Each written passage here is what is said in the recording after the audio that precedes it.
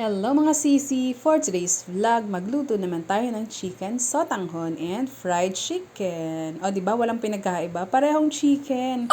Kaya naniniwala na talaga ako, nakakambal talaga natin ang manok sa buhay natin. Sure. Dito nga pala ay sinimulan ko ng mag-isa. Siyempre, bawang, sibuyas at natalsikan pa nga ako. Anong plano niya sa akin? Naggigisa pa nga lang ako ng mga bawang at sibuyas hindi na maipintay mukha ko. Kahit siguro sino magaling na pintor, hindi talaga kayang pintahin yung mukha ko. Hindi, but kidding aside, medyo nagmamadali kasi ako kasi yung oras ko talaga ay hinahabol ko dahil mamaya iiyak na yung anak ko, sigurado yan. So dito nga pala ay maglalagay na ako ng 3 pirasong manok. O diba, bakit 3 lang? Ang dami namang hiwa niyan. So dahil nga yung kalahati niya na ipiprito ko mamayang gabi dahil yung anak ko talaga kapag gabi hindi na siya kakain ng in-repeat ulam na ng tanghali hanggang gabi. May pagkama-arty ba? Bakit naman ganun? Hindi ko rin talaga alam sa taste buds niya mamaya tatanong ko. Siguro dahil bata pa lang sila, pero pag laki-laki naman yan, siguro magbabago na rin yan at kakain na rin yan ng gulay talaga, ng matindi-tinding gulay. Kasi sa ngayon, kumakain siya ng gulay pero pili lang kagaya ng mga kangkong. Ewan ko ba, nung bata naman siya kahit anong isubo sa kanya, nga lang siya nanganga. Pero nung nagmamatured na siya, talaga namimili na lang siya ng gulay na kakainin niya. Kaya bilib talaga ako sa mga nanay na nakakapagpakain ng maramihang gulay sa mga anak nila. Sana all. So, tinakpan ko na nga pala yan at pakukuluin ko na. At dito naman yung natirang manok ay ibabrine ko na. So, ito yung isa sa sekreto kung bakit malasa at malinamnam talaga yung loob ng chicken natin. Sa brining solution na gagawin natin ay simple lang yan, tap water, nilagyan ko lang ng asin, dahon ng laurel, asukal, at yung paminta. At syempre, halu-haluin mo lang, mekos-mekos mo lang yan, ganun. So, once na na-mix mo na yan, so ilalagay mo na yan sa ref. So, binababad ko to ng 5 oras kasi pagdating ng 5:30 PM, so ipiprito ko na to. Gagawan ko na yan ang breading niya. Kaya tara, ilagay na natin to sa ref. At habang nilalagay ko nga, epic fail kasi hindi pala kasya. Ang laki pala ng Tupperware ko. Iyak na lang talaga. Bakit may pa ganun? So, ayan, nailagay ko na yun sa ilalim. So, nagawa naman pala ng paraan. Bakit kailangan umiyak, Char? So, nagawa ng paraan. Check na check yan. So, binalikan ko nga pala yung aking niluluto at kumukulo na yan. Kaya naman, nilagay ko na yung carrots, bell pepper, at syempre, naglagay tayo dyan ng Knorr chicken cube. At ayaw pa nga bumagsak. At pagkabagsak, nabagsakan din ako ng mantika sa kamay. O, diba? It's a tie. At naglagay din nga pala ako dyan ng asin, paminta, at nilagay ko na rin dyan yung sotanghon. Syempre, hindi yan matatawag na chicken sotanghon kung walang sotanghon. Tarot. Sa punto nga pala na ito ay kumukulo-kulo na yan at maglalagay naman tayo dito ng cabbage. So, nagpabili lang ako ng kalahating bagyo.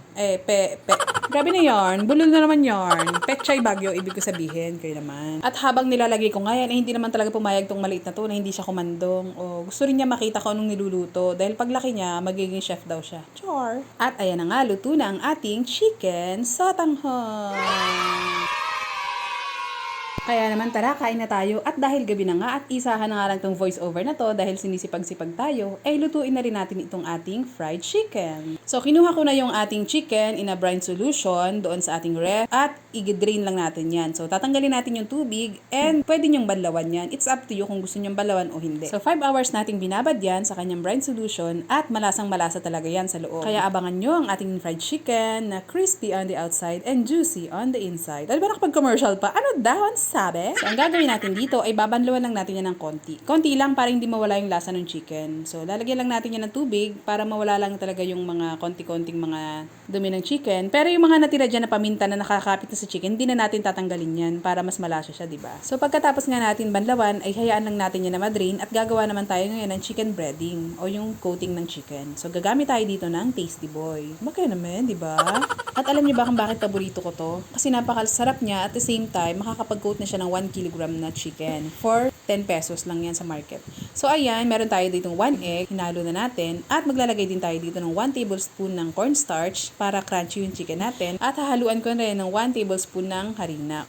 Kung mapapansin nyo yung chicken, may mga itim-itim dyan. Baka akalaan nyo galing yan sa dagat dahil mukhang buhangin. Charot. Yan po yung paminta, yung ground black pepper na nilagay ko. After nyan, i-mix-mix nyo lang yan. Mekos-mekos nyo lang yan. Yung ating breading na yan. At pag yan na may na-mix na, okay na, pwede na nating ilagay yung chicken. So, try na nating ilagay. At pagkalagay mo nga lang dyan ng chicken, ilubog mo lang sila lahat para makoat sila lahat ng breading. Pagkatapos nyan, after 15 minutes, pwede na ulit natin iprito yan. So, makalipas nga ang 15 minutes, pwede na tayo magprito. So, nagpakulo lang ako dito ng mantika sa maliit maliit na kaldero. Baka sabihin nyo, bakit sa kaldero hindi sa kawali? Gusto ko kasi dito sa maliit para lubog na lubog yung chicken. At after ko nga magpainit, ay inilagay ko na yung manok. So itong manok na to ay ipa-fried natin ng 8 minutes each side. So bawat side niyan, 8 minuto tayo magluluto. So binaligtad ko na nga at ang sunod naman natin ipiprito ay yung kabilang side para patas yung luto. Walang lamangan. Charot!